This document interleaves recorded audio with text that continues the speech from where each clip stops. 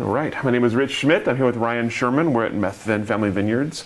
It's February 23rd, 2022. Ryan, thank you so much for joining us today. Thanks for having me. First question, biggest question, is why wine? Why wine? That's a good question. One that I hadn't really thought about too much. Why wine? I think a lot of people have the story. They grew up in houses where their families enjoyed wine, things like that, and I didn't. However, what my family did enjoy was going out for dinners and fairly big, kind of big deal dinners. And growing up in New York, that was pretty easy.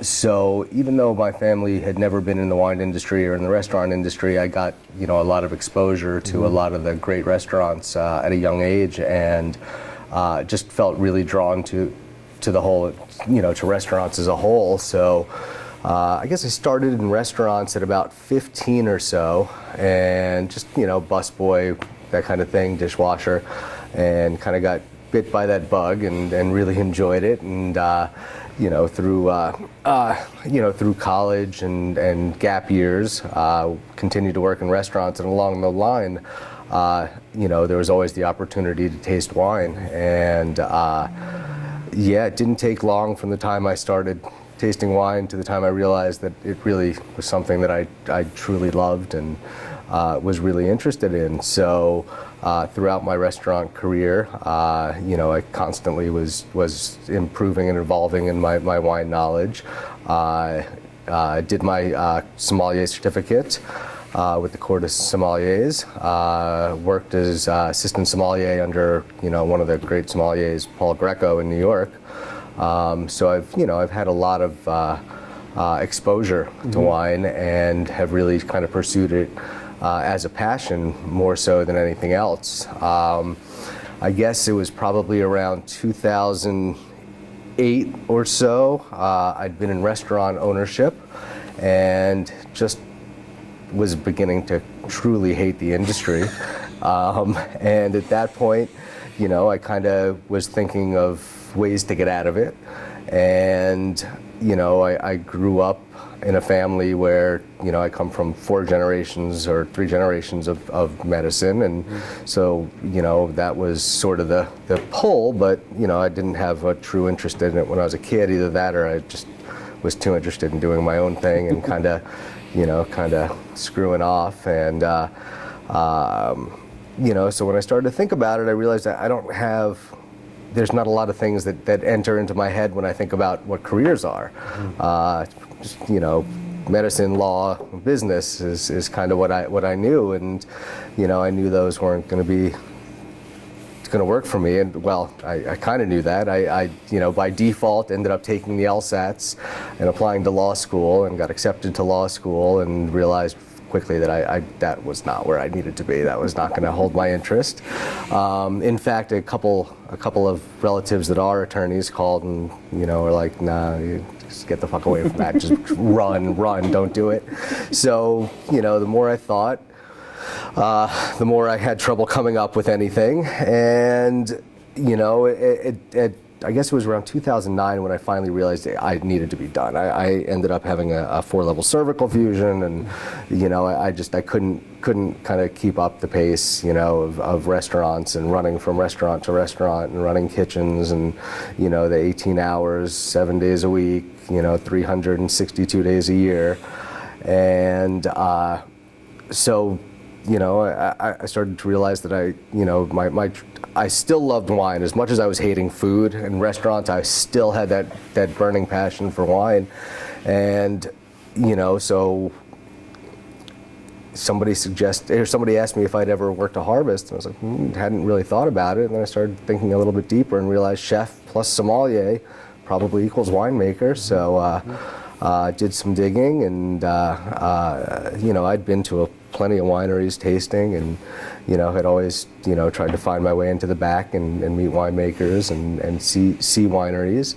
And so at that point, I kind of made the decision that winemaking was the path I was gonna pursue, and got rid of the restaurants, and did some consulting at a place in Pennsylvania for a while, and did that for about 8 months while I was trying to get some prerequisites taken care of.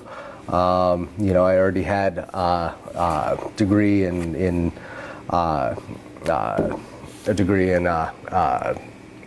English, kind of poetry, and at that realized that those prerequisites meant nothing for the wine industry. That was all science-based. So got some prerequisites done, and then ended up going down to New Zealand to do my master's degree in winemaking, and went down and ended up staying down there for about 2.5 years. Did 3 harvests down there, did my master's degree, and yeah, I guess that's why wine. Wine. Yeah. All right. Yeah. I'm going to come back to a lot of that, but I want to Good. back up for a second here because I'm curious about, you mentioned kind of entry to wine, which is a common story for us, entry to wine through food, through restaurant work. Tell me about first experiences with wine that you remember, first things about wine that intrigued you, and sort of the process of learning about wine on your way to becoming a master som. Not a master som. Level 2, sorry. Okay, becoming a som. Yeah. Excuse me. So, oh boy. I wish I could tell you what the wine was, but I can't. It was so many years ago. But I remember sitting. I was at the time working as a waiter. I think it was maybe my senior year in high school at a restaurant in New Jersey, and they were doing a wine tasting, and the chef asked me if I wanted to taste. I was like, yeah, of course I want to taste, you know. A 17-year-old kid, so yeah, absolutely. And I kind of approached it, you know, like I'd tried some wine before and enjoyed it, but I was like, oh great, this could be an easy way to get drunk at work. And I remember taking the first step. I remember the first sip, and it was a Pinot, and I was blown away. And it kind of was at that moment that it really captured my attention, and realized that this is something more than just some red juice in a glass. And from then on, I mean, I was just hungry to learn more and more. Tried to position myself next to people that I thought knew wine. Tried to get my hands on as much as I could, which was a little difficult at that age. But you know, I managed. And it was, I think, really early on in my wine tasting career that I understood that I have a good palate. I understand the difference between good wine and bad wine, which 17, 18, 19 years old is not really a great thing, because I certainly couldn't afford the wine that I preferred to drink. And through all of that, it was always Pinot. And then Riesling to an extent that kind of captured my attention.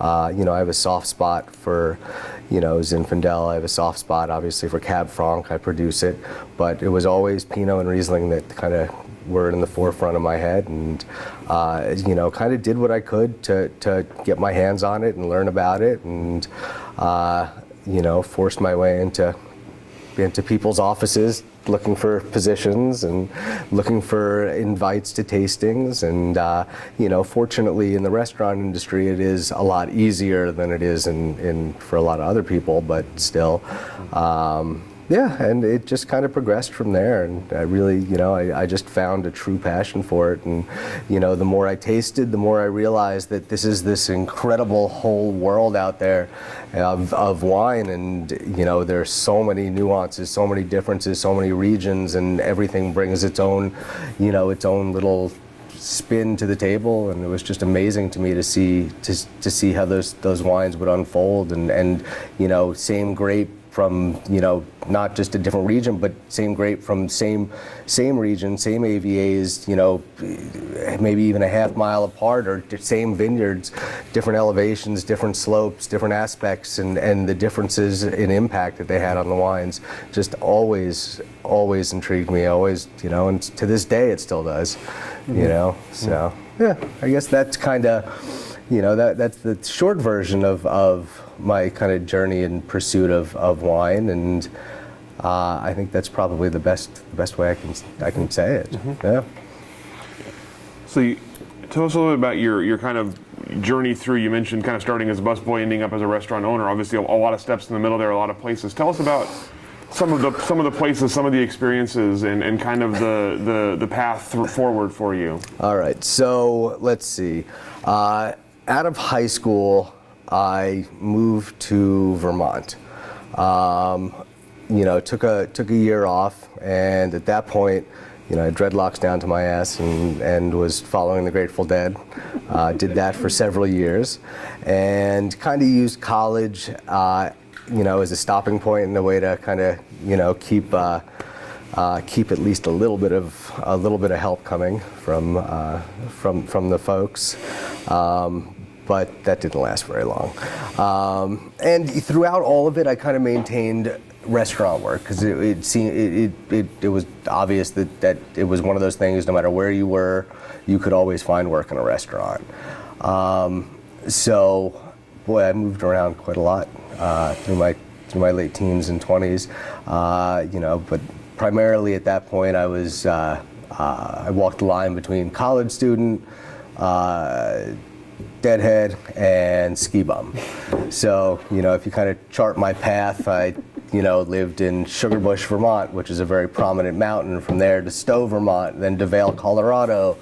And so I followed snow and stopped and, did a year of college in all those places. And so, and at some point I throughout all of it, I just kept working in restaurants. And, after, I guess, probably, after just a few years in restaurants, I realized that, I liked being in production. So I focused on being in the kitchens. And, I guess probably by the time I was 20, that would have been, 23.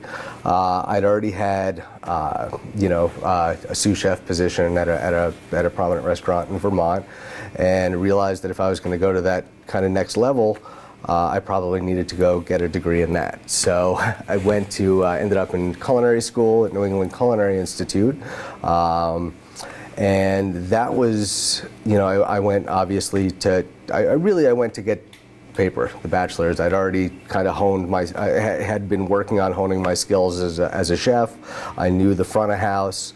But I guess the reason I really bring it up is we had a wine program there, and it was a just launched wine program, and the guy that was heading it was a guy out of Boston, I believe. His name was Mark Davis, and he was one of the first 10 MWs in the country. So, he was studying his MW to take his MW while I was in school. Mm-hmm. And I was, clearly, I was a little bit older than a lot of the other students, had a lot more experience, and had already developed a real passion for wine. So he kind of became a mentor, my first mentor in wine. I used to spend hours with him tasting and kind of helping him study for his MW, which gave me access to a lot of fantastic wine, a lot of great knowledge, and spent a lot of time just picking his brain, tasting with him, and just kind of soaking up everything I could. And at that point, it was still focused really on kind of wine from sales and front of house perspective. Mm-hmm.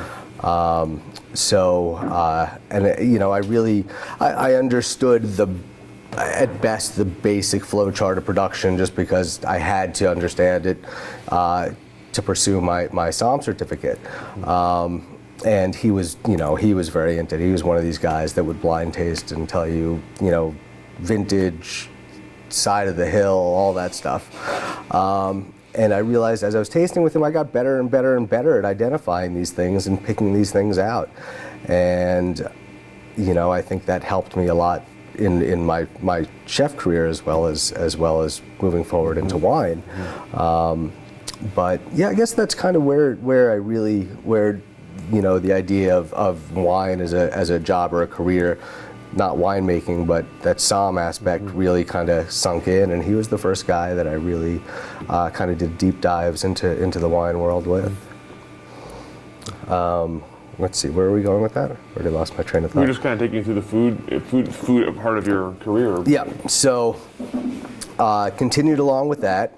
When I finished, or through culinary, I was working at a restaurant in Bristol, Vermont, named Mary's, really well-recognized restaurant.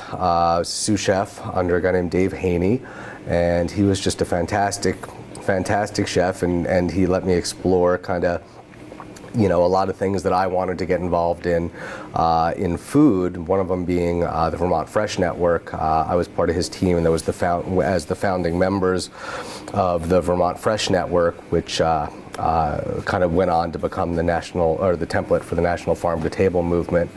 And that was kind of where I really developed an interest in local and the idea of good in, good out, which is really translated over to my winemaking at this stage of my life. A lot of heavy focus on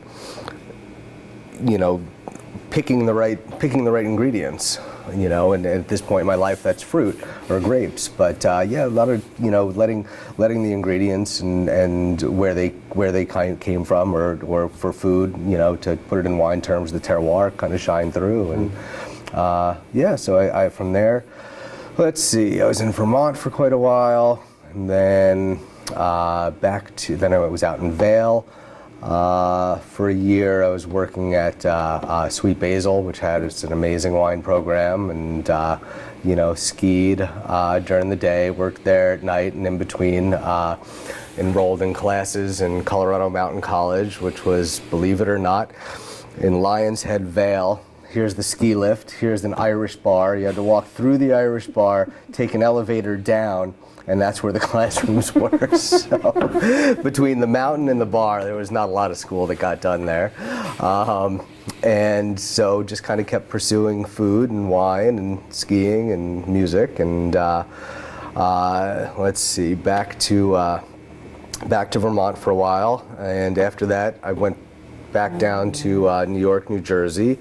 Went down and worked at Gramercy Tavern in Manhattan in 2000, I believe it was. I was there for a year. At the end of the year, I ended up buying my first restaurant in New Jersey, Sinclair's. It was very, very high-end, contemporary American emphasis on fresh seafood. One of the reasons I had chose that restaurant is it was in a town called Millburn, which has three liquor licenses and 42 restaurants. So it's a lot of BYO, and I knew I wanted to be in that town because the client base was fantastic. It was kind of a no-lose situation. But the reason I chose that spot is it shared the building with a very high-end wine shop. So despite not having a liquor license, I always had wine. And they would deliver. We became very good friends. We would trade food for wine, and they would bring them over for the customers. So I was able to have a wine menu, and I just started just really kind of building. And I had come off working with Paul Greco at Gramercy Tavern, so I really was deeply into kind of the pursuit of wine at that point. And so I had Sinclair's, and then let's see, and then I ended up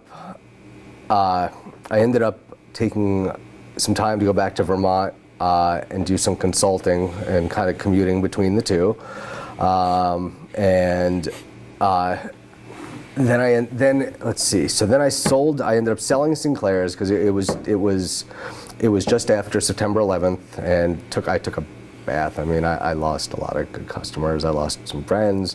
That was it was a shit show, but stay away from that. But I think so. It was time. After that, the area was really hard hit. So got rid of that restaurant, and then was focused in Vermont for a while, rehabbing this inn and their restaurant and wine program. And some new owners had taken over, and I just had a fantastic contract with the owners of this inn, and then these new owners came in, and they were just horrid people. And so I had a bunch of paid vacation, so decided to take 10 days and go down to the Caribbean And well, long story short, I came back a year and a half later. When I was down there, I happened to be in a restaurant on St. John, and we were staying. My buddy that I was traveling with, we stayed late, and we're talking to the bartender. He's another kid from New York, and we were just kind of shooting the shit. And after closing, and I hear a voice coming out of the kitchen, this southern drawl, and it sounds incredibly familiar. So I asked the bartender, this guy Dave, I'm like, your chef's name isn't Roth, is it? Turns out he had been an intern for me. So, he was getting ready to leave, and, he asked me what I was doing. I was like, well, I got rid of the restaurant in New Jersey, and, I'm here on vacation because, frankly, I can't deal with the new owners of the inn, and the owners were down there, and with Roth leaving, they had offered me a job on the spot, so ended up buying a lot of t-shirts and resort shirts and shorts and stayed for a year and a half. Came back, started another restaurant project in Philly. Partnered with a friend of mine in his nightclub, which then transferred over to a restaurant in Old City, Philadelphia, called the Griffin. It had a lot of focus on fine wines and fine food and liquors. Let's see, own that and ran that for a few years, and then kind of, that ran its course, and I was really starting to kind of burn out at that point, and I was really starting to look for an exit strategy from restaurants at that point, and I swore I'd never go back to the Caribbean, and got a call from a guy down there who had gotten my name from so-and-so, who had gotten it from so-and-so, and asked if I wanted to come down and open 2 restaurants on St. Croix for them. And I had no interest, and then they made me an offer that was too good to pass up. So went back down to the Caribbean, and was down there, I guess, just over another year. Opened the restaurants, got them running, and then it was time to come back to the States. The Caribbean gets very old very quickly. The Caribbean, it's just, I like winter. I like snow, I like winter. How I spent that long down there is a mystery to almost anyone that knows me. Let's see, so came back to the States, had entertained the idea of another restaurant project in New York, and it kind of started down that path, and the guy I was going to partner with was a pretty miserable human being, so scratched that idea, and kind of that was right around the time that I realized that it was time to really be out of restaurants, and so kind of come full circle to taking on that consulting position in Pennsylvania and getting my prerequisites done, and then leaving for New Zealand. So that was sort of the abridged version, or the short version. That's amazing. How I got there. It's quite a path. Yeah, a couple steps left out here and there, but yeah, all in all. Obviously, fine wine, kind of a constant through line for all the places you were working. Tell me about building a wine list, and obviously different places have different needs. I'm curious, sort of, for you, as you were starting to build those wine lists, what were you looking for, and what did you find to be the successful strategies? Well, I think they're two very different things, and it's I think it's the same in food and wine. Is you kind of come into it as an idealist, and I want to, I'm going to make this, and just like food, I'm going to make something brand new that no one's ever seen, and it's going to be great, and that people are going to love it, and this and that. And then you start to realize that people will love it, but 10% of the people.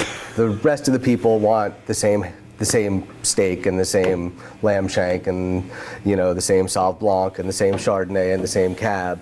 So I started out with these really eclectic wine lists, pulling stuff from all over the world that people couldn't pronounce and didn't know, and wines that I figured, well, if I have them on the menu, people are going to love them, and realized that what was selling was those few bottles of, on the high end, Stag's Leap, of course. Mm-hmm. So I started to kind of zero that in and put, I guess, more on the higher end, more commercial wines that I responded to, and then would start peppering in kind of more eclectic wines and hand selling them, even if it meant coming out from the kitchen and talking to tables, which I was kind of have done all the way through. As much as I've done front of house, I always end up kind of crawling back to my hole. I can put the smile on and for so long before I'm just ready to be done with it. So, and I think that's same thing in wine. Is I like the production side. I like kind of being able to kind of face the public on my terms when I'm ready. So I always end up back in kitchens, just like I always end up back in the winery. But I just started playing around with different wine lists and kind of. I started slowly moving further and further away from the things that I liked, and those became smaller parts of it at the beginning, that I would kind of hand sell and showcase. And then as I had people rotating through and becoming regular customers throughout the different restaurants, I would start adding, the ones as I was hand selling and catalog which ones were selling more and which one people were coming in. And I had enough good regulars that were coming in going, oh yeah, so-and-so told me to come in and, they have this wine. And so I sort of reverse engineered the wine lists. I guess even though I started with this eclectic menu that got scrapped quickly, put together started with very commercial menus, and then started kind of moving towards that more esoteric, and got a much better response that way. And at that point started getting into hosting wine dinners and a lot of pairings, things like that. But yeah, I guess that's kind of the easiest way to get at it. Sure. Yeah. With the lists, as you call them, kind of the ideal lists, or the perfect lists for you. Where were you? How were you discovering those wines? How were you finding them for yourself? Any opportunity I would have, I would get out to wineries and taste. I was fortunate enough to have a lot of family and a good chunk of family in California. So when we'd go out and visit, I'd always try to sneak away and get out to wineries to taste. I had distributors coming in all the time, and one of the things that I learned from my family very young was the art of schmoozing people. So I would, these distributors would come in, I would feed them, and in exchange, they would, come in 2-3 days a week with open bottles. And, throughout my career, I would just have a glut of wine coming through to try and then just, kind of whatever I needed to put out to kind of get those. It was always seemed like a small price to pay. And and then,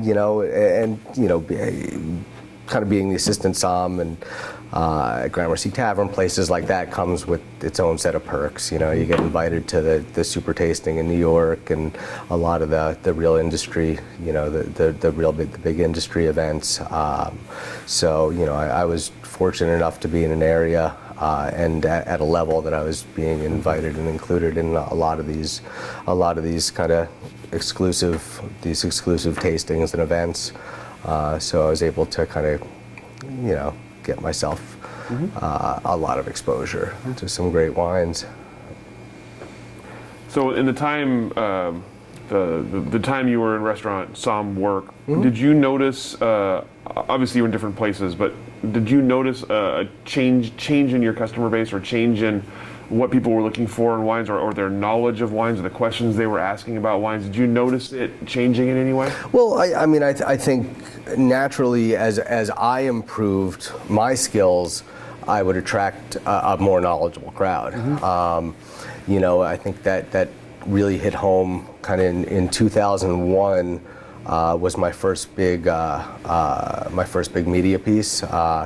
I was showcased by the New York Times as number 2 chef under 40 in New York, New Jersey, and that that article, that was a fairly big article, and mentioned my love of wine, mentioned my work as a somm, and that got a lot of, especially in the tri-state area, huge readership, and kind of especially in the 90s and early 2000s. whatever the New York Times writes about food is kind of what sticks to the wall. So I went from a restaurant that was doing well and had full seats to being booked out 3 months in advance, and a lot of people were coming at that point and wanting to learn more about wine. So I was able to kind of have a little more freedom and really kind of showcase wine a little bit more. So yeah, I'm not sure. I think it changed as in direct response to my growth. So yeah. So you're done with restaurants and you decide. Sort of done with restaurants. I know it's always pulling you back, and you decide it's time to dive into the other part of wine, to the production part of wine. Yeah. So tell me about the choice to go to New Zealand specifically, and then tell me about your experience there. New Zealand was amazing. So the choice to go to New Zealand, once I decided that was going to be the path I wanted to pursue, the first decision obviously was where I was going to do my master's. Naturally, like everyone else in the States, you start with Davis. That's, kind of what we know. So I spoke with the people at Davis, and I was really disappointed by them, despite the fact that I had a degree. They wanted me, since it wasn't science-based, they expect to get a winemaking master's. They wanted me to go back and do 2 years of undergrad and then do the master's. And, I was kind of like, well, at that point, I just may as well go to med school. And that was, I was kind of blown away by that. Not to mention the fact that, being in restaurants, I couldn't afford another 5 years of school at $50,000 a year. So from there, the decisions were Burgundy, New Zealand, or Australia. I took French for 8 years, but working in restaurants as long as I did, that kind of became Spanish. So I wanted to do my master's in a place where English was the native language. So that got it down to New Zealand and Australia. New Zealand was the choice because my dad and his brothers come from a family of to say avid fly fishermen grossly understates it. My family is responsible for the American Fly Fishing Museum in upstate New York, and yeah, that's like that's an obsession. And they fish all over the world and always have. And they started doing an annual trip to New Zealand to trout fish. And that went on. They did that, I think, annually for 17 or 18 years and developed a lot of good relationships with guides. One of them happened to also own a vineyard in Nelson.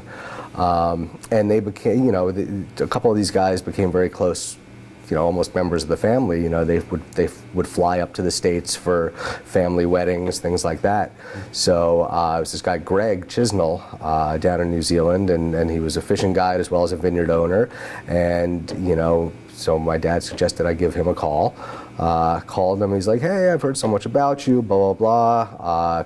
I heard you were thinking about coming to school in New Zealand. Well, I'm always here. You always have a resource and basically family. And he's like, and besides, I want to retire from the vineyard. I want to get rid of the vineyard soon. So if you really love it, that's something we can always discuss down the road. So that seemed pretty good. And, they every time they came back from New Zealand, the pictures they showed were just unbelievable. The stories were incredible. So that seemed like the place to be. So, yeah. So headed down to New Zealand, did the master's at Lincoln. And then so my first, before I started school, went down and did, toured Hawke's Bay wineries up there, then went down to Queenstown, Central Otago. And the second, I drove into Central Otago, I fell in love with the area. The mountains, the snow, the climate, everything about it it fit. I mean, I was on skis since I was 3 years old, so, to see the Southern Alps was amazing to me. So, I was doing some wine touring and kind of drove into, actually, I think when you interviewed Robert, he had worked at Chard Farm in 2010. I was there. I was there 11, 12, and 13. We just made that connection. So, as I was doing wine touring in Central Otago, one of the places that one of our stops was Chard Farm. We drove up this little. The driveway is about a mile long. It's about that wide, and it's on the edge of a 100-foot drop to the Calrout River. So I drove up, and immediately I was like, "This is where I want to be." It felt good, it felt right. So I went in, and being the pushy New Yorker, I asked for the winemaker. They're like, "Oh, mate, he's not gonna. He's all tied up." I'm like, "Well, He's like, "Well, yeah." And then they asked who can we tell him's here? I'm like, "Tell him it's Ryan from New York." He has no idea who the fuck I am. Just tell him it's Ryan from New York. So goes back, and this guy he comes back, the tasting room guy, and he goes, he says he's busy, and he's wondering how he knows you. And I'm like, I'm like, just go back there and tell him to come out, and he'll know me when he sees me. So he comes out. This guy John Wallace, and comes out, and he's like, "Do I know you?" I'm like, "No, you have no idea who I am, but this is who I am, and I want to work here." And he's like, "We don't take on first-year interns." I'm like, "You don't have to pay me. I'm going to be in school in Lincoln. Let me come down on the weekends and work. It doesn't matter." And I wore him down enough, and they are notorious for not loving Americans. So, I wore him down enough that I didn't give him an option to say no. So he's like, "All right, that's fine, come on back." And so I started just commuting down there on the weekends and days off, and take classes off and go down and work. And by the time harvest started, he realized that I was the real deal and that I was going to work. And even though I was 10, 15 years older than any of the interns, there was no way he was going to get me out of there. So he may as well put me on the payroll, I think, was his thinking. And and then I just kind of stayed on for the next 3 vintages, and in between would go down any chance I got. And so we still keep in contact. And he was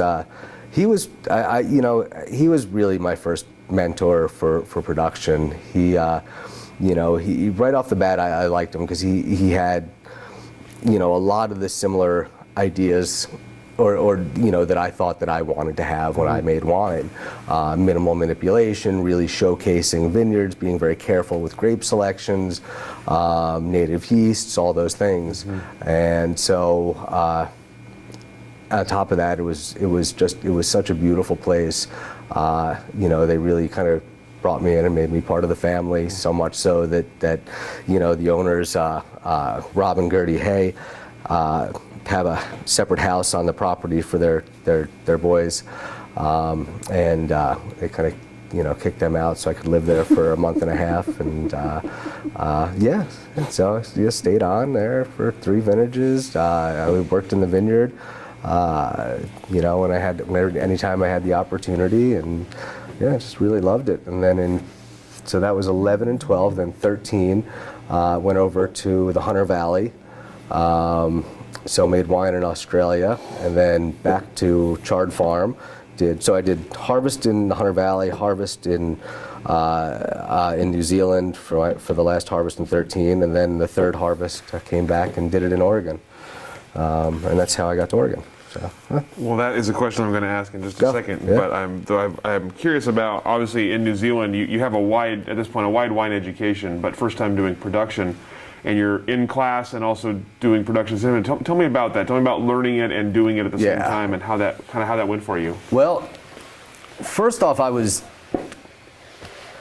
absolutely shocked at how different production and the production side and sales side were.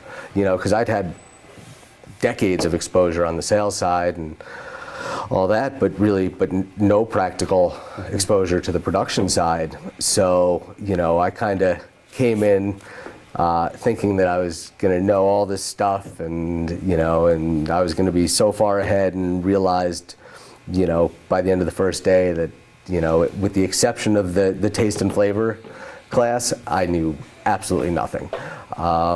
which was honestly great. It was nice to kind of to learn it all over again. It was a bit of an adjustment being back in school. I'd finished my degrees, let's see, so 15 years earlier, and during that time, as you've seen working in the school, I went from a paper education to a digital education, and so that was a bit of a learning curve. And it was a little intimidating at first, looking around and realizing that with maybe one or two exceptions, I was by far the oldest student. That I kind of I made friends quickly, and kind of found a great group of people down there, and so that kind of all those feelings kind of fell by the side pretty quickly. And it was I think the biggest thing was really kind of jumping into production and realizing just how different they are. Everything, kind of everything you learn on that sales side, somm side, is so different. It's almost, once you're in production, for lack of a better way to say it, you realize that most of that sales side is just the art of bullshit. It really truly is just the art of bullshit. And then on the production side, I realized real quickly just how science-based and technical it is. Mm-hmm. But what I really loved about it is, along with that, is all this room for the art side of it, which is really how I approach it. The science is fine and good, but I really try to approach it as a chef. Mm-hmm. And that's kind of where the last vestiges of my chef life are apparent, is my wine production. Mm-hmm. I really look at the grapes and barrels and as my raw ingredients and put them together in the way that I think is gonna come out and taste best at the end. I've never worked as a chef with recipes. I kind of approach wine the same way. Every wine, every year, every vineyard is different. Mm-hmm. And they'll get handled differently every year, and and I just try to do my best to make them, hope they taste good at the end. So, yeah. So you found your way to Oregon. I did. Why? Pinot Noir and Riesling. It's that simple. I get that question a lot, and it's the best answer I can come up with. Like I said earlier, it was Pinot Noir that really brought me in. Mm-hmm. And it's been Pinot Noir that's really held my attention, along with Riesling. And, when I was trying to figure out where to go, I knew that my path was going to take me to starting a winery. And when I started looking at where that was going to be, first off, I'm starting a winery on a credit card and a couple dollars of savings. So California is immediately ruled out. But I really wanted to, so it came down to either New Zealand or Oregon. And my girlfriend at the time came to visit me 18 months after I was in New Zealand, stayed for a couple weeks while she was there. We got engaged. She came back to the States, and then 6 months later came back, met me in Australia, and then back to New Zealand with me. We've been married now for 6 years, and we have a child. But she and her mother were very close. When I left for New Zealand, just to rewind, when I left for New Zealand, she was at the airport, her and my folks, to see me off, and my dad turned to her and goes, he's not coming back, right? And it's kind of been my habit, go somewhere and call in and say, sorry, not coming back. And I wouldn't have come back, honestly. If it wasn't for my now wife, Gretchen, I would have stayed in New Zealand. So I couldn't convince her to stay in New Zealand. It was kind of determined that the States is where it was going to be, and based on that, Oregon was the spot. Mm-hmm. Yeah, that's where I was coming. I'd been selling and drinking Oregon Pinot and Riesling for years, and so I knew I had to get out here and at least do a harvest. Mm-hmm. And that was it. So before we get to you actually being here, I'm curious, you said selling and drinking Oregon wine for years. What was your impression of of the Oregon wine industry from that perspective, from the outside perspective? And then how did that change, if at all, once you actually landed here? I knew very little about the actual industry happening here. What I knew was winemakers and winery owners that came to the East Coast to sell wines. A lot of them were obviously bigger houses with the budgets to do so, and the budgets to get the distributorship nationally.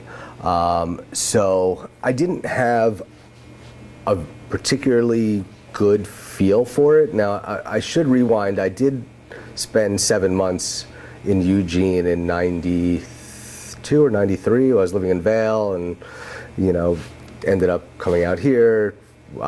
So I knew a little bit about Oregon, but I'd never really, that was still so early on. I was 19 years old, so I didn't really spend any time up in the valley. I was pretty much Eugene and Mount Hood and Mount Bachelor. So I really didn't have a very good feel for it. I knew that the domestic Pinots that I loved were all coming from this area, as well as the domestic Rieslings. So I knew Oregon was beautiful. I'd had enough experience to know that it was a friendly, easy place. And I knew it wasn't as cost prohibitive as California. So got back from New Zealand, spent a couple weeks on the East Coast visiting family and friends, and then packed up and drove out.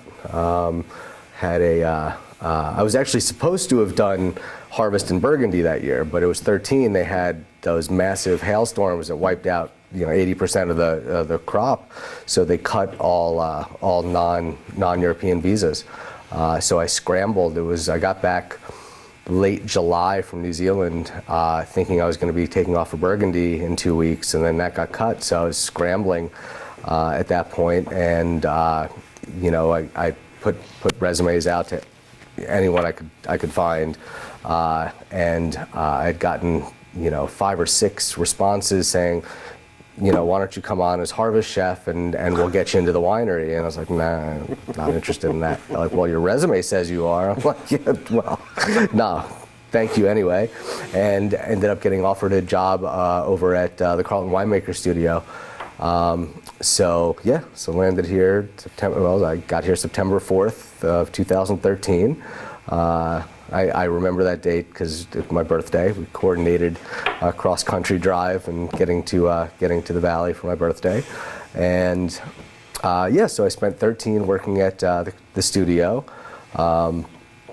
which was a great learning experience. I mean, I had access to some fantastic winemakers over there, obviously, and I think one of the things that really worked to my advantage was, being 40 years old, and being 40 years old, having owned my own businesses, I was able to approach, guys like Eric Homaker as an adult rather than as a first and second year 23-year-old intern. And I think it made a lot of difference. It allowed me to kind of pick the people that I was kind of aligning myself with over there. So I really I spent that first harvest trying to get my hands in as many people's wines as possible, and really, asking a lot of questions to the point where I'm sure there were times that I was a nuisance, but so be it. They're peers now, so I guess it worked out all right. But I mean, I really used that experience as a way to learn as much as I could in as short amount of time as possible. And I kind of it was a guy named Lance Palazzi. He was running the studio that year, and I kind of pulled him aside. And I was like, listen. Mark Wall offered me, some grapes and an old barrel if I want to use it as a fermenter. Is it cool if I just kind of have my own little project? And he's like, yeah, you just got to kind of keep it quiet. So I made a quarter ton of grapes and an old barrel with the head knocked off as a fermenter. And so my first vintage technically was 2013. And for intern wine, I thought it came out great. And let's see. So during that first year, I had met Alan Methven, and he and I started talking, and somewhere along the line, I don't even remember how it happened, but somewhere along the line, someone that had become friends with, that was a chef, had recognized me from one of the publications I'd been in, and and he's like, "Hey, are you this guy?" I'm like, "Yeah, that was me." And so next thing I know, I was being called by a couple of restaurant owners in the area and asking if I would do some consulting for them. And since I was getting established and needed the money, I did some consulting and some restaurant consulting the first after harvest in 13 into 14, and then in 14 I'd been talking to Alan. Oh yeah, that's how it got me there. So one of the restaurants that I was doing some consulting work in, Alan and Jill Methvin were good regulars, and so I had met him, and every time they came in, I'd end up talking to him for 15, 20 minutes, a half hour, and at some point he's like, "So what are you doing about about wine?" I'm like, "Well, I really would like to kind of start my label this year." And he goes, "Well, I'll tell you what, I got a great winemaker up there, Chris Luberstead, and why don't you come up there, talk to him, and if you want to make some wine, just trade, if you work as his assistant in exchange." So I came up and met Chris. We hit it off immediately, and he's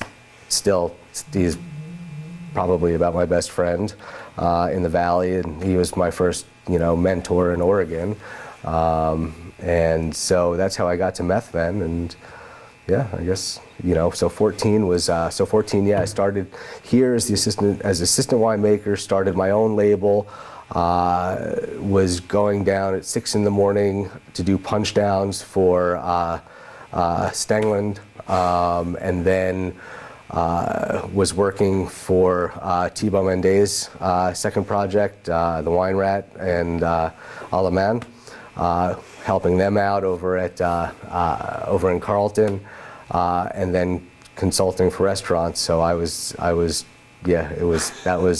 nuts, and I was also helping Jim Seaford out. Again, anything to kind of get myself immersed in the area. Mm-hmm. It became real clear in 13 that this is a small community, and that it's a very kind of closed community, and you're kind of as welcoming and open as the industry is here.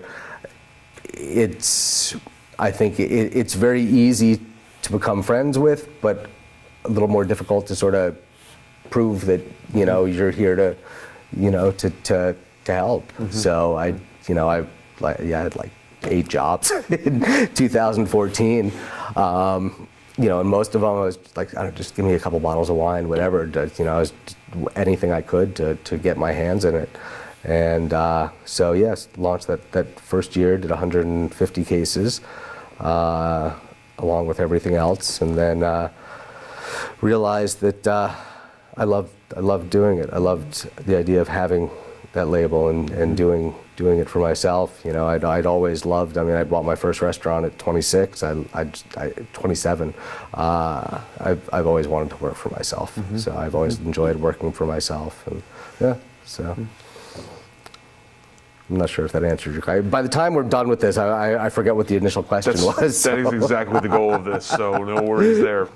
So tell me about, you mentioned that coming out of school that you knew owning a label was going to be the thing. That was where you were headed. Yeah. So as you're planning for that, you've had some mentors, you've had some ideas for kind of what kind of wines you're going to make, how you're going to make them. Tell me about getting off the ground, coming up with a name, coming up with a label, finding grapes, and starting to kind of fine tune what would be your style and philosophy. Well, let's start with the easiest ones. Finding grapes. I found incredibly easy, and for that first year, I was getting grapes from Duke's Family Vineyard. Only person at the time to have ever gotten grapes out of Mo Ayoub, and then Methvin, their 828 block, and. I think one of the things that I'm really proud of that I've done that I did in my early days here in Oregon was being a bit older and honestly being a New Yorker, you know, a little bit more assertive, a little bit more aggressive, maybe, I don't know, whatever it is. You know, I'll put myself in front of people and you know, and hope it goes well. So I befriended Pat and Jackie Dukes and you know, Mo Ayub and a lot of people that you know, when I would get grapes, especially my first and second year, people, how the hell are you getting grapes from them? And you know, I just asked, and that was that.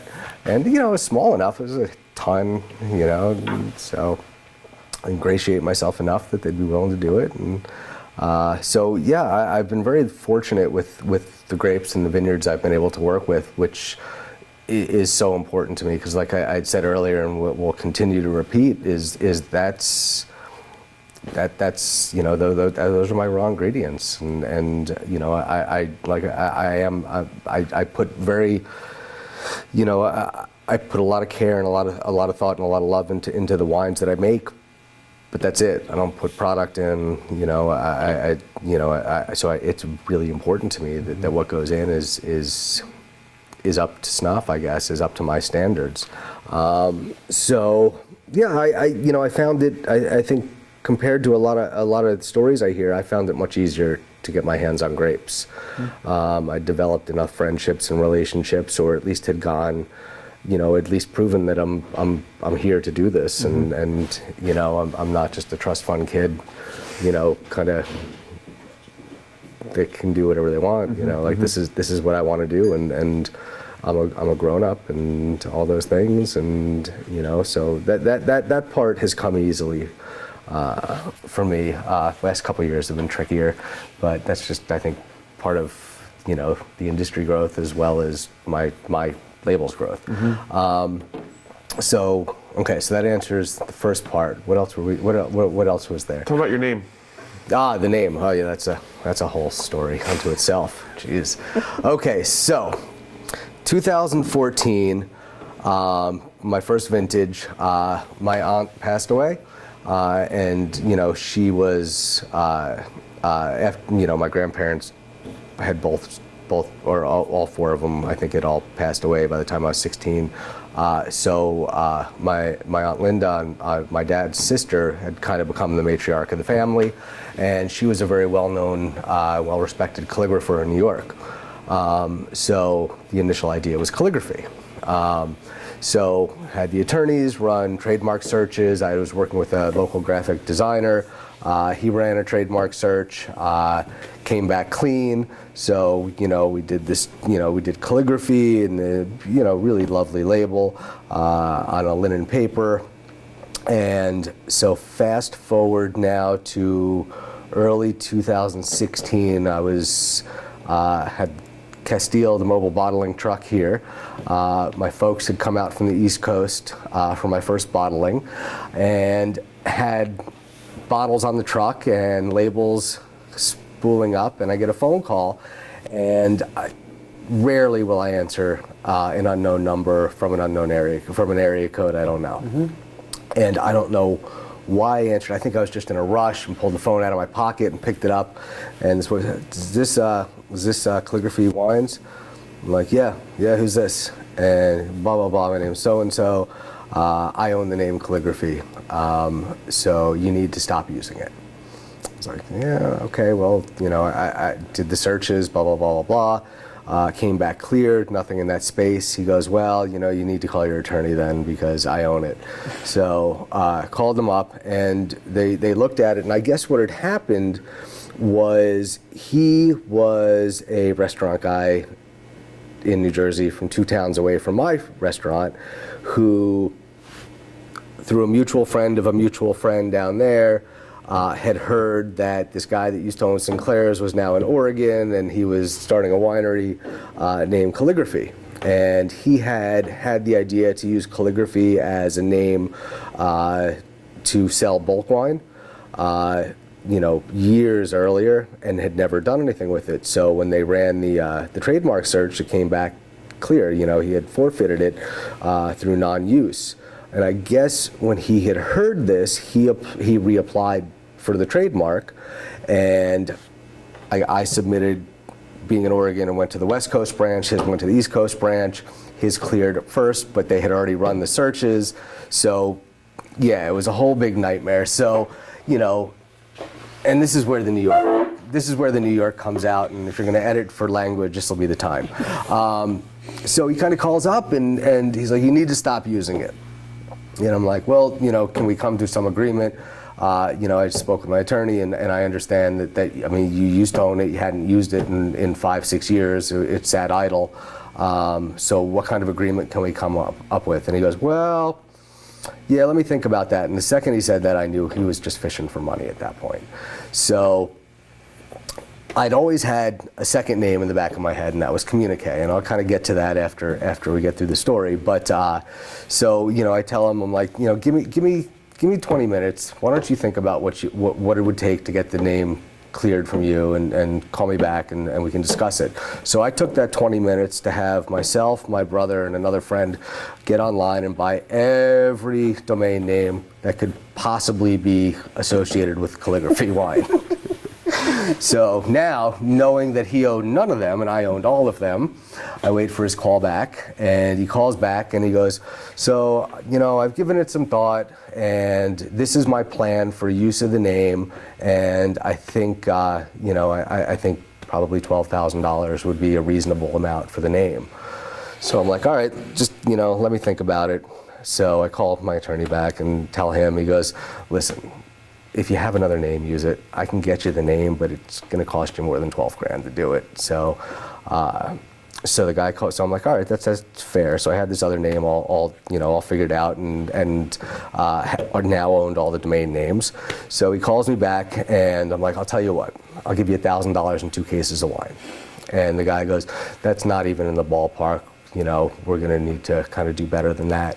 And I'm like, "Well, then what do you got?" He goes, "I'll do it for $9,000.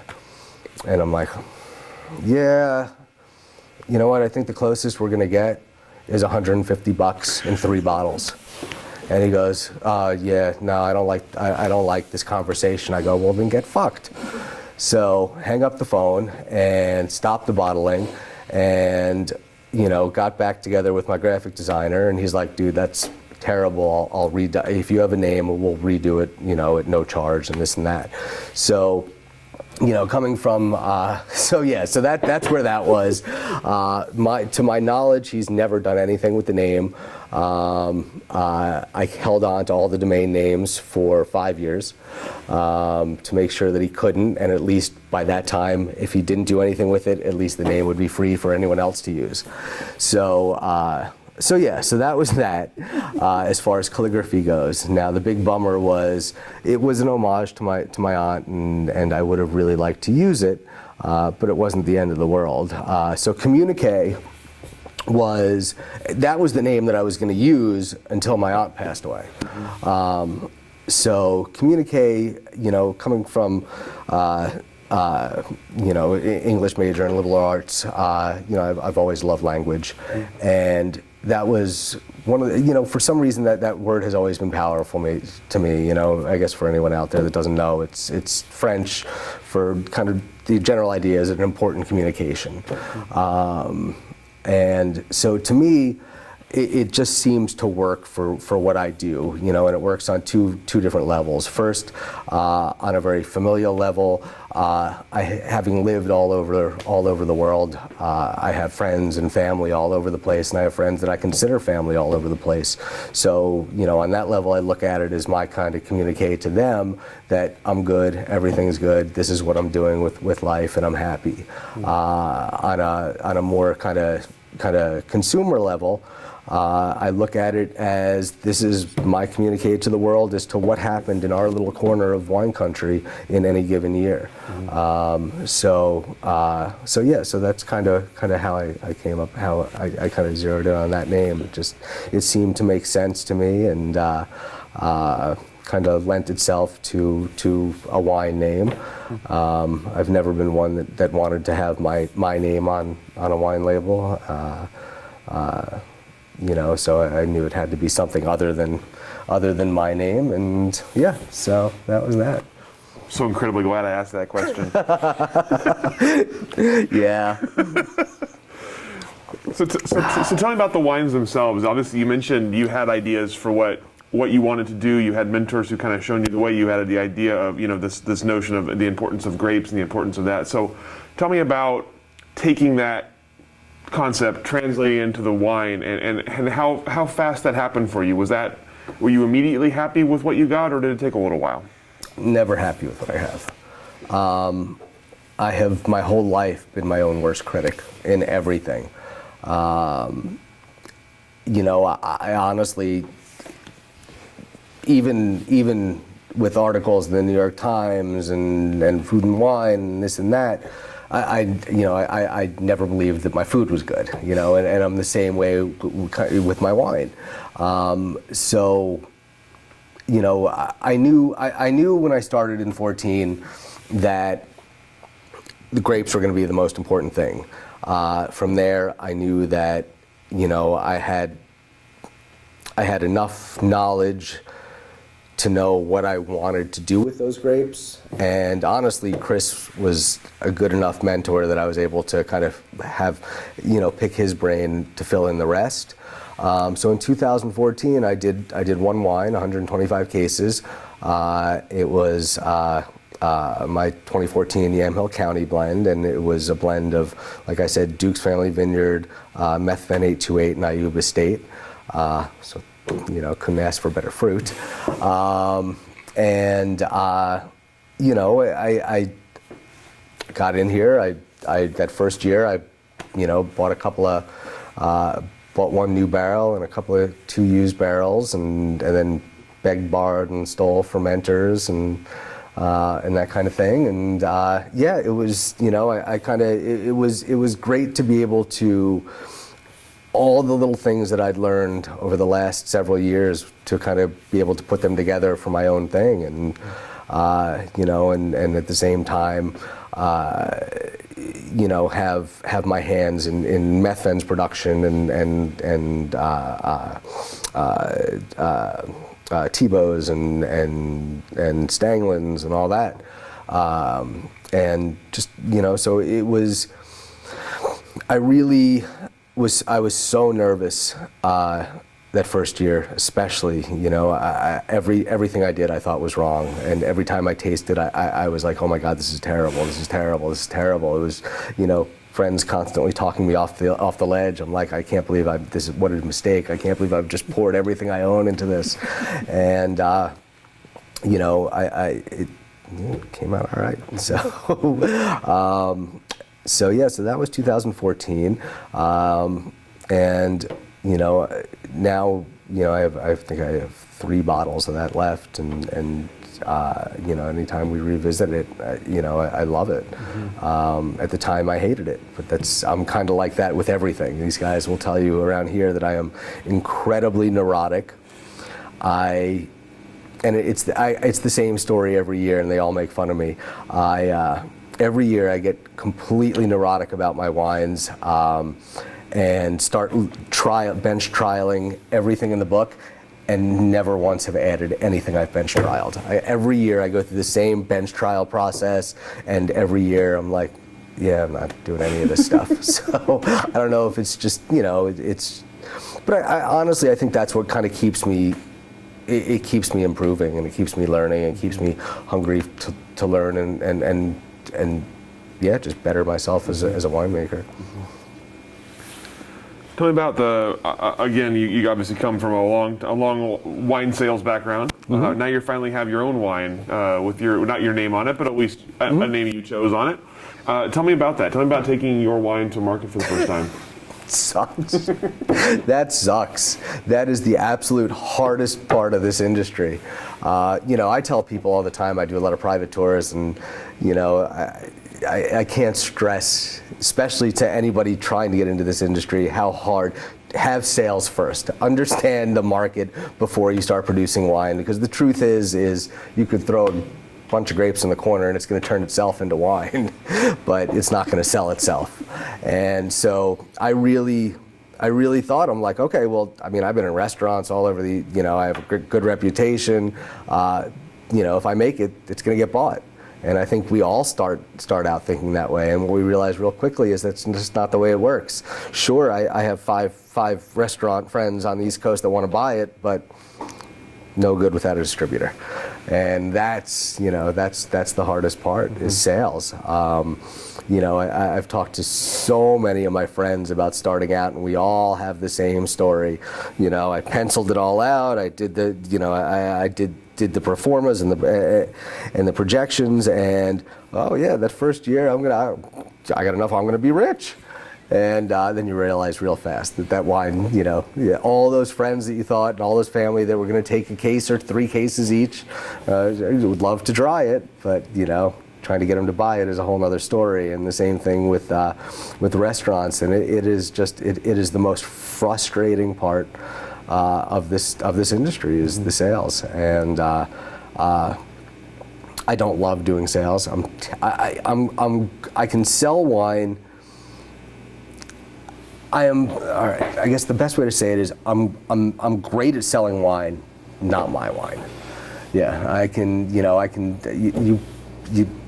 put other labels in front of me and have me go out to tables and restaurants, and I'll sell it all day long, but not mine is just too hard. And I don't know if it's I'm so hypercritical of it. I don't know what it is, but whatever it is, I'm horrible at it.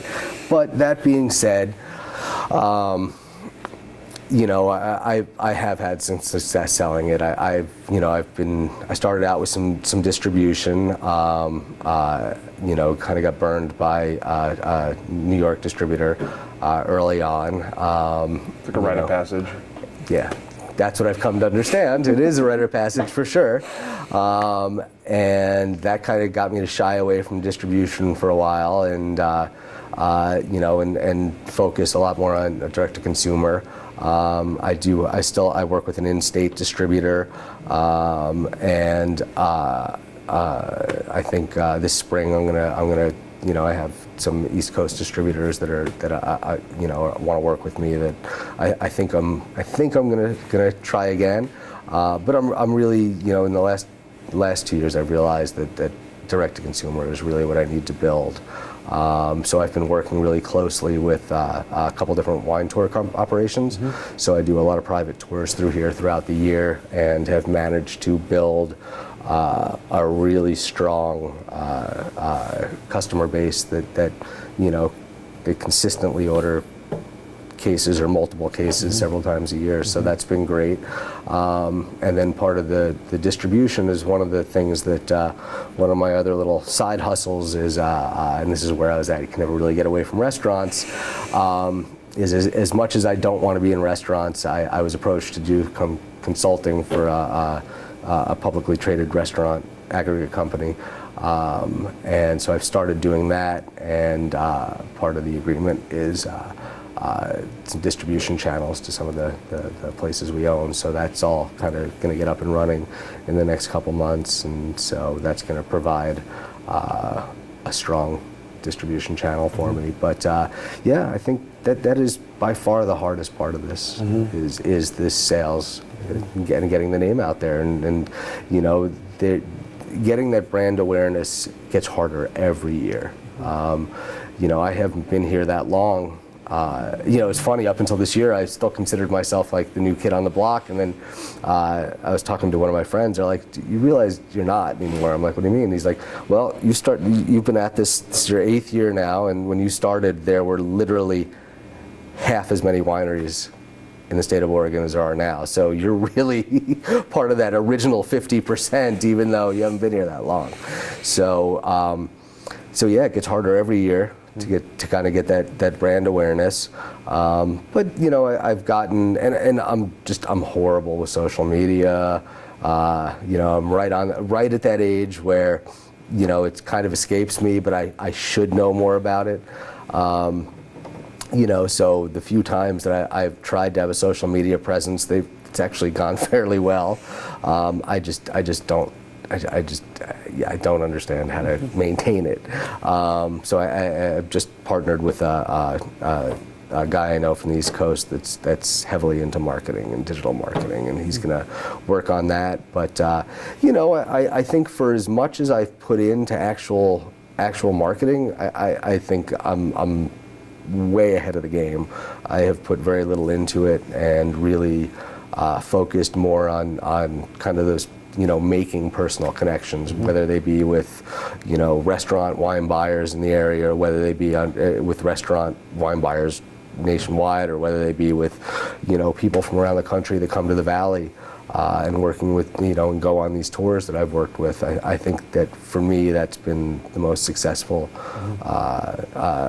channel of sales. So yeah, it's rough. It is rough. So, and like I said, we all come into this thinking we know something that everyone else doesn't, and that we're going to be able to sell all the wine, and yeah, it just doesn't quite work that way. So, yeah. So you had mentioned earlier, besides Pinot, obviously Riesling, another passion, and a more uncommon one for us to find. So I'm curious where the Riesling kind of passion comes from, and also what you have found about Oregon Riesling that excites you. Well, the passion for Riesling comes directly from Paul Greco. Working with him in New York, he is enamored by it, and he is like one of the probably one of the nation's biggest Riesling pushers out there, and he really helped kind of, I'd always liked Riesling.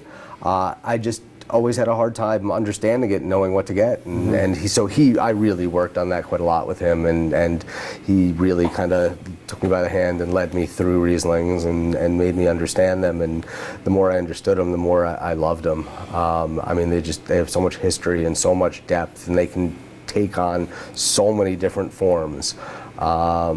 Anything from sticky sweet dessert wines to these beautiful aromatic, dry, almost dry wines, and everything in between, and they can support high acids, and they can I think that they're gorgeous, and that there are so many different expressions of them.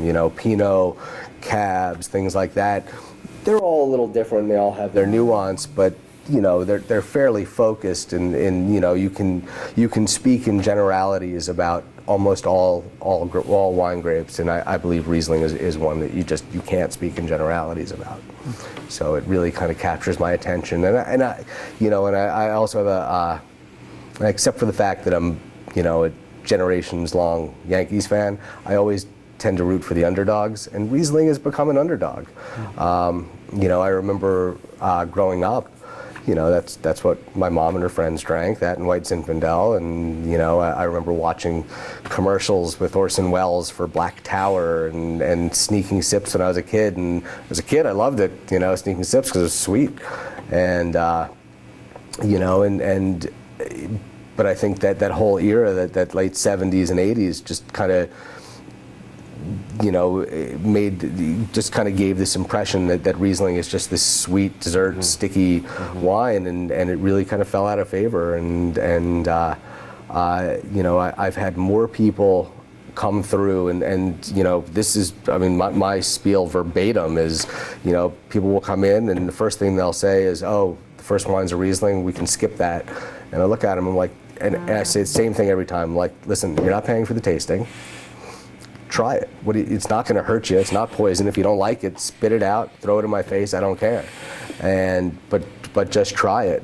And I think 99% of the people have come back and enjoyed it. And most of them have bought it. So yeah. So I think anybody kind of in that mid-30s and up really just have this impression that it's going to be sweet and cloying and all the things that they're not looking for, and don't understand what it really is, and just a little bit of education goes a long way with it. So yeah.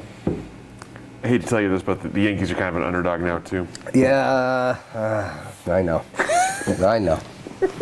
I know, but the fact is they're never really an underdog. This is true. They always have they have the depth in the pockets to always make a statement. To always disappoint you in the end. They too often. So tell me about the evolution of your brand from the 150 cases originally to now. Obviously, you've added Riesling along the way. You've added Cabernet Franc along the way. Tell me about that evolution and what is the kind of, is there a goal in mind for size or scope of the brand? So, well, it's been, I mean, it has not been kind of a linear journey. It's been really up and down, dependent. Okay, so let's start with 14. My first big mistake was 2014 producing 125 cases of red wine. I learned that in 2015 when I was paying for another vintage without a saleable product. So, started with 125 cases. In 15, 14 came out great. And so, yeah, I probably went a little bit bigger than I should. I think I went from 125 to about 700 cases. But I had access to all this great fruit. So in 15 I started, 15 is, so I went from one label in 14. In 15, I added Riesling, my first Riesling vintage. I added Rosé, and then two single vineyard Pinots, a single vineyard Dukes and a single vineyard Calamity Hill, along with the Amhill and along with the Riesling and Rosé. So that was about 500-600 cases. 16, I finally did my product launch. I did my product launch in New Orleans. I have some distributorship in New Orleans, and so that went well. I sold. Probably the big majority of the wines that I had released. So 16, I really got ahead of myself, and I think I produced over 1,000 cases worth. Realized, I set out to do 600, and then it got to be later in the season, and people were like, oh, I have an extra 1.5 tons from this vineyard. I'm like, I'll take it. And before I knew it, I bought way more fruit than I had planned on and had no money left for bottling. So I bulked out some wine in 16, and then I think I ended up labeling for sales, probably about, again, 600 cases. 17, I kind of got a grip on things a little bit more firmly, and realized that all of those grapes that people are offering me for little to no money from these great vineyards come at a pretty high cost, because I'm still paying facility fees, still paying for bottling, still paying for filtering and labeling and all those other things. So really tried to rein myself in quite a bit. At that point I was I had this, and then I was helping out a friend with their project, and again, still all the way along, even now I will help out as many people, as many friends as need help during harvest, as much time as I can find. I'll do it, just for no other reason than I enjoy it, and the more I see, the more I learn. Mm-hmm. So 17, kind of reined it in, capped it at about 500-600 cases. 18, I expanded out and added Cab Franc. Cab Franc is, Pinot and Riesling are why I do this. Cab Franc has always been my other true love in wine, and it's one that you just don't see a lot of. And I think there are a lot of reasons why. It makes a great blender, and there's a lot of, but it makes a great standalone wine. But it needs to be, I think, you have to be careful with Cab Franc to make a standalone wine. The grapes, the grapes and vineyard are incredibly important, and then there's a lot of little nuance, I think, in the production method. I think one of the the overwhelming flavor profile or flavor characteristic in Cab Franc is that kind of green pepper, that methoxypyrazine, and unless you're careful and confident with your production, I think that would come really overwhelming. Mm-hmm. So it took me, I looked for Cab Franc for probably 3 years before I found the vineyard that I wanted to work with, and and I approached it really carefully, and what I ended up with, well, you tried it, I think was really good, and was really happy with it, and I proved to myself that like I said earlier, I've always lived with this kind of fraud complex, and I think that Cab Franc was I think kind of proved to me that maybe it's not just luck. Like I kind of like, okay, well, 14 I got lucky, wine came out good. 15 I got lucky, the wines came out good, and so on and so forth. And but at that point it was like, okay, well, I got a pretty good handle on the Riesling and the Rosé and how to work with Pinot, and then when I added the Cab Franc, and it came out well, it's like, okay, so maybe I kind of know a little bit what I'm doing. But at that point in 2018, I also started to bring on clients. So yeah, 2018 harvest got really crazy because I was doing my wine plus client wine, which was equal to about 3 times or 4 times my production, and off-site. So it was a lot of commuting and a lot of crazy late nights, and so there's that. And then 19 I had some health things, and so I dialed production back quite a lot. A lot smaller than I would have, knowing that 20 was going to be what 20 was. So 20, when I kind of looked at everything, I looked at my inventory, I looked at finances, COVID, smoke, and decided to scrap the year. I took the year off from 20, and then back this year in 21, or this past year. And I think right around 1,000 cases this year for Communiqué, and then I brought on a small client that did about 200 cases, and then my bigger client we got up to, I think I did 2,600 cases for this year. That's a lot. Yeah, and moving ahead, so I'd had that client 18, 19, 20, and 21, and decided that it was not really tenable to maintain that production. It was the commute's too big. It's over 2 hours each way. And it just wasn't. I think my wife told me if I did another vintage with that commute, that we'd be done. So she couldn't take it anymore. So I knew it was. I'd known the year prior to that it was probably time to sever that relationship. And I kept it another year, and I think it's run its course. So, when it comes to working with client wines, obviously you're dealing with someone else's ideas on top of your own. Tell me about working in those parameters and making wines that you feel proud of, but also reflect what your client wants. Well, that's a bit of a loaded question on some level, and really it's. Out of the couple clients I have, the small one that I picked up this year is a friend and is new to the industry, and it really, I think he chose me because he likes what I do. So that's I have a lot of freedom there, and but the larger client that I broke ties with, that was, well, on some levels it was great. And I think what I loved most about it is they really strive for a very diverse portfolio. So, in the 4 years I made wine for that project, I got to play with everything. Tempranillo, Sangiovese, Malbec, Zinfandel, Merlot, Cab Franc, Cab Sauv, Chardonnay, Rosé, Sauv Blanc,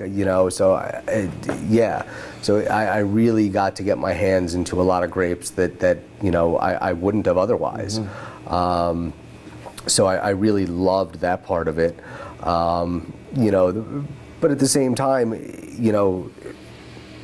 the wines that I was making for that project were like polar opposite from what I do with Communiqué. I mean, everything there was inoculated with cultured yeasts. Everything was fined and filtered.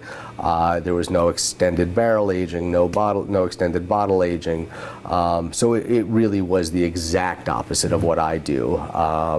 And I had decided early on that I didn't necessarily want my name attached to the project. And it's not that I was making bad wines, and it's not that I wasn't proud of the wines I was making. It just wasn't what I wanted to be associated with Communiqué. So I tried to keep those very separate. But it was interesting it gave me the opportunity to really kind of understand winemaking kind of as a whole, and understand all the different approaches. I'd been looking at it from this very kind of natural. No, I hate natural's become a buzzword in winemaking that I just don't subscribe to. So, I don't know, this very kind of more artistic form and more free form where every wine and every year is going to taste different from the previous and from the next. And, to the idea of creating this sort of house style. And so I appreciated that, and I enjoyed the ability to kind of, I guess, to kind of practice my craft and be able to apply what I'd learned and what I know in two very different ways, and to get to the same sort of end result. So what comes next for Communiqué and for you? Oh boy. Well, what comes next? Ultimate goal in the next 3 years is I would like to, especially having this new distribution channel as a springboard. I don't ever see Communiqué growing to more than 1,500, 2,000 cases, and that would be as Communiqué itself. The goal is in the next 2 to 3 years, I'd like to have our own facility. I think one of the reasons that I've stayed at Methven so long is, I would have actually, our initial plan was to have a facility by 22, but 19 and 20 with COVID just took that off the table. So, but the reason I've stayed here is it's very comfortable, and the camaraderie here is fantastic. It's just a great group of winemakers, and everybody. There's a lot of there's always someone that'll put. If it's 4 a.m. that I'm on the crush pad, normally someone will stick their hand up and say, "Oh, dude, I'll hang out for a couple hours," and vice versa. So that's been great. But I think. I think I'm at that point where it's time to look for my own facility, and not necessarily from a production size standpoint, but more of an equity and future standpoint. I'd like my daughter to have something that, whether or not she goes into winemaking, she can at least sell and cash out on. But I've become very, very pragmatic, and with age, I used to be the consummate idealist and fuck money, sellouts, blah blah blah blah blah. Now, if I could sell out, I'd love to. I think I don't see Communiqué ever really growing past 1,500, 2,000 cases. I think that's a good number to maintain control over by myself, and still maintain quality. I'm not, interns are great, but I used to do the same thing in my kitchens. I would run myself ragged because no matter how good they were, I never trusted them to make sauce X and sauce Y, and so I just it's very important to me that I maintain kind of those controls, because I'm the first and last step in quality, and I'm it's my face on it. So. So yeah, I think we're going to start looking for space, and I think one of the other reasons that we would like a facility is exposure to the public. I've been asked for years about a tasting room, and I give the same answer every time. I don't see value for me in an off-site tasting room. I just don't. For me, I don't see the value in having a 20-something read from a piece of paper about the wines, and because for me it's about the wines are me. That's what I do. It's who I am at this point, and so I like having the tour groups come through because it's me. We barrel taste, we do the whole thing, and so any tasting room I'll ever develop will be part of a winery, so that I'm there and I'm accessible. So even if it is that 20-something manning it, I'm there, and the guests will always have access to me. So and in a perfect world, I'd like to open something large enough that it can function as a small custom crush. As much as I like my alone time in the winery, I've also come to really enjoy the camaraderie during harvest. So that's really, I think, and I think that it's going to become a lot more feasible to get it done in 2 years with this kind of these new distribution lanes opening up. So yeah, I think that's where we're going, and I keep toying with the idea of doing a smaller sort of restaurant distribution second label, and every 2 months there's another idea, and kind of keep them on paper, and the ones that work will work, and the ones that don't will just kind of fall away. So yeah, the blessing and the curse, right? It really is. Yeah. Yep. Just like everything. Well, we talked a little bit earlier about kind of your initial impressions of Oregon wine, and obviously you had them before you got here a bit. So tell me about what you've seen as a part of the Oregon wine industry in the time you've been here, and maybe what you see happening next. The Oregon wine industry is amazing. Truly amazing. Coming from my background, chef high level in the most competitive market, arguably in the world. My friends, kind of my list of friends from that life were a who's who of people that you'll know and everybody else knows.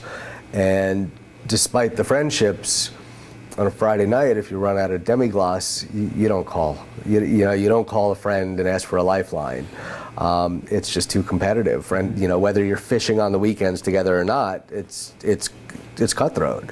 And I started developing friendships with winemakers and winery owners from California because they were the ones that were more present doing sales to us on the East Coast. And I knew that I learned real quickly before I was in production that California industry is a lot more like the New York restaurant industry.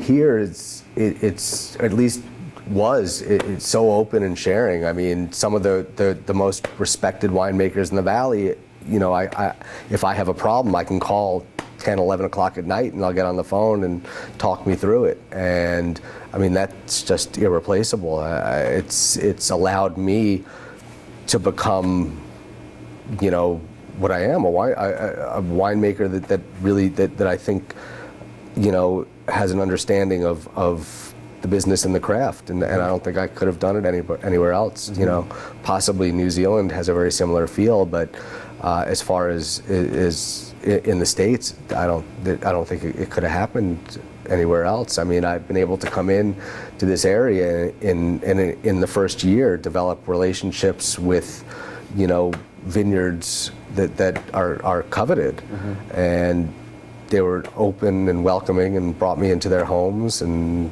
became like family, mm-hmm. So quickly. And it's especially coming from New York, it's not a mindset that I'm used to. So it seemed so foreign to me at first, but it's amazing, and it's been amazing, and it's been a huge asset trying to do this. I also don't think there's anywhere else that I could have come in with a couple dollars of savings and a credit card and started a winery. So Oregon, I think in general has, it's become. I think it's unfortunately moving away from that a bit, but I don't think intentionally, and I don't think there's bad people coming into the industry. I think it's grown so fast that maintaining those connections and making those connections in the first place has become really hard. You know, when there was just you know, I think in 13 there was 300 and some odd wineries, mid 300s, and now 700. Closer to 9. Okay, so it's tripled in the time I've been here.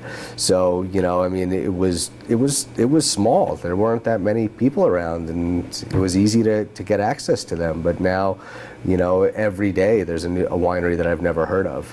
You know, and so. Tell me about it. Yeah. Oh, I can only imagine. And you get to see all of them.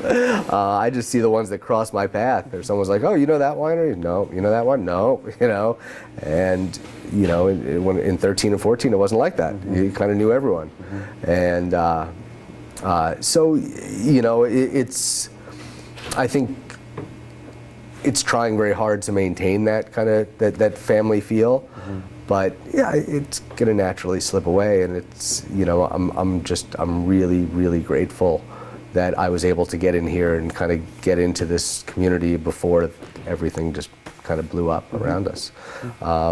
But at the same time, I'm also very much a realist in that without the growth, we wouldn't be, you know, so kind of centered on a world stage as far as our wine production, and you know, I think it's really, you know, when I started in restaurants and started exploring Oregon wines, it was tiny, and you know, there was a few brands that were really well represented, and then there were a few smaller ones that were very good and underrepresented, and you know, I just, in my circle, being in wine and food, you know, I wouldn't realize until I started talking to other friends outside of the industry. Oh yeah, Oregon Pinot. I don't know, what are you talking about? You know, no idea. But now you say Pinot, and it's really become synonymous with Oregon, and Pinot become synonymous with one another. So I think in that respect, the growth is great. It's really given us a microphone on the world stage, but you know, it's also made it harder for small guys to carve out any type of recognition and reputation. So yeah, good and bad. Yeah. All right, well, that's all the questions that I have for you. All right. I could sit here and talk to you all day, but we got to turn the microphone off at some point. So anything I didn't ask that I should have, anything we didn't cover that we should have covered? I'm trying to think. Not that I can identify. Lily, anything? No, but it makes sense why your Riesling's so good. That's what I was thinking the whole time. So, I mean, I guess the only other thing I'd add is just maybe just kind of a little bit about, you know, the production. You know, things like like I said, natural winemaking is a whole buzzword that I don't get behind. But so, you know, I guess I look at my production as minimal manipulation. You know, the things that I like to stress to people are, you know, kind of rewinding way back to my start in restaurants. Like I said, when I was 19 or 20, I was part of the team that started the Vermont Fresh Network. So, you know, that idea of local and natural has always been really important to me. Over the years, you know, it started out at the beginning of organics, and organics is a whole soapbox that I'm not going to get on right now. But the vineyards I work with are all certified salmon safe and live certified. I don't put a lot of stock anymore in organic certifications, but by proxy, most of them are organic. But, you know, at the same, you know, along with that, you know, like I said, never cultured yeasts, the sum total of my additions in any given year will be acid and sulfur for bottling, and that's it. I don't use wood adjuncts. It's all real oak. I don't use, you know, if a wine is, I would just as soon sell a wine bulk than have to build it with product. And that translates over to kind of the whole thing, you know. even on the whites, all natural cork. I'll never use foils on bottles. As much as possible, all my glass is sourced domestically. When I started 14 and 15, I was the only one in the state using 100% sustainably sourced birch wood label, which has become impossible to get because there's not enough calling, and then just can't get it anymore. So now I'm using a recycled non-paper label, and I think the only reason I bring that up is because I'm constantly being told I need to use that as on my website. I need to market that, and I don't. Maybe I'm missing the boat, but I don't believe it's a marketing tool. I believe you either, if you're using it as a marketing tool, then you're probably using it wrong. And that's what I believe. I use those products, and I make the wine I make because I believe in it, and I think it's if I didn't, it's just kind of fucking things up for the next generation anyway. So I really kind of that whole minimal manipulation idea is really something I firmly believe in, and when possible, my wines will get bottled, unfined, unfiltered. So yeah. So I guess that's the only other thing. I like it. All right. Unfined, unfiltered. We've always thought that should be the slogan for the archive. So that's I like perfect. it. Thank you so much for your perfect. time. Thank you. You guys want to go taste? Let's go do some tasting. Let's go. Thank you so much. Yeah.